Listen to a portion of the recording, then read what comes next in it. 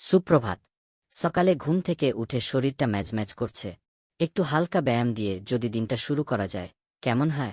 বয়স বাড়ার সাথে সাথে আমাদের শরীরের যত্ন নেওয়াটা আরও বেশি জরুরি হয়ে পড়ে। কিন্তু তার মানে এই নয় যে আপনাকে জিমে গিয়ে ভারী ওজন তুলতে হবে। প্রতিদিন সকালে মাত্র কয়েক মিনিটের হালকা ব্যায়াম আপনার শরীর ও মনকে সতেজ করে তুলতে পারে। কেন হালকা ব্যায়াম জরুরি?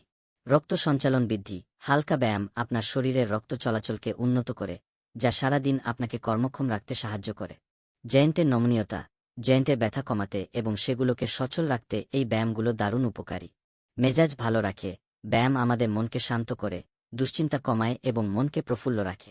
শক্তি বৃদ্ধি, নিয়মিত অনুশীলনে আপনার সামগ্রিক শক্তি ও স্ট্যামিনা বাড়বে। সহজ কিছু ব্যায়াম যা আপনি বাড়িতেই করতে পারেন। চলুন দেখে নিই কিছু সহজ ব্যায়াম যা আপনি আপনার বাড়িতে বসেই করতে পারবেন। মনে রাখবেন, প্রতিটি ব্যায়াম ধীরে ধীরে এবং আরাম করে করবেন। যদি কোনো ব্যায়ামে ব্যথা অনুভব করেন, তাহলে সেটি করা বন্ধ রাখুন। ১. ঘাট ঘোরানো। আলতো করে ঘাট ডান থেকে বাঁ দিকে এবং বাঁ থেকে ডান দিকে ঘোরান। খুব বেশি চাপ দেবেন না। ২. কাঁধ ওঠানো নামানো।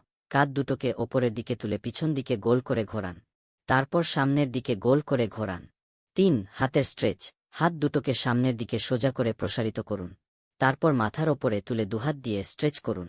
৪. পায়ের ব্যায়াম। এই ব্যায়ামটি আপনি চেয়ারে বসে বা ফ্লোরে শুয়ে থেকেও করতে পারেন, আপনার সুবিধা অনুযায়ী। প্রথমে একটি পা ওপরে তুলুন যতটা পারেন, কিছুক্ষণ রেখে নিচে নামান।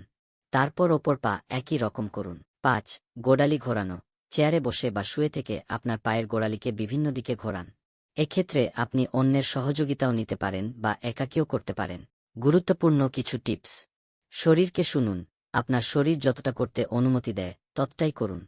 জোর করে কিছু করবেন না। নিয়মিত হন। প্রতিদিন অল্প সময়ের জন্য হলেও ব্যায়াম করুন। নিয়মিত অভ্যাসই আপনাকে সুস্থ রাখবে। প্রচুর জল পান করুন। ব্যায়ামের আগে এবং পরে পর্যাপ্ত জল পান করা খুবই জরুরি। আরামদায়ক পোশাক পরুন। ব্যায়ামের সময় আরামদায়ক এবং ঢিলেঢালা পোশাক পরুন। প্রয়োজনে ডাক্তারের পরামর্শ নিন।